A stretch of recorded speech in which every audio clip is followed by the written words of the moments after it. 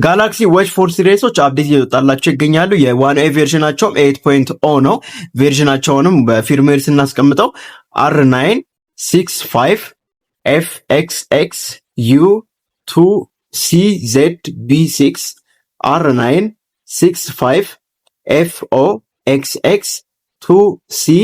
R965FOXX2CZB6 R965XXU2CZB6 እነዚህ የፊርምዌር ቨርዥን ያላቸው እንግዲህ የ289.73 ሜጋባይት የሴኩሪቲ አፕዴት ወጥቶላቸዋል ማለት ነው። የሚወጣው በቅርቡ ከፌብሩዋሪ 5 በኋላ ያለውን የሴኩሪቲ አፕዴት አስመልክቶ ነው። ስለዚህ ሰዓታችሁ አፕዴት ካልመጣለት እንዲሁም አፕዴት ከመጣለትም ጭምር ቼክ አድርጉና አፕዴት ማድረጋችሁን አትርሱ። እንዲሁም በተጨማሪም ለጋላክሲ M35 5G እንግዲህ የሴኩሪቲ አፕዴት ወጥቶለታል። እንደሚታወቀው በቅርቡ 8.5 አፕዴት ስለሚለቀቅ ለዛም ዝግጁ እንዲሆኑ ጭምር ነው ማለት ነው።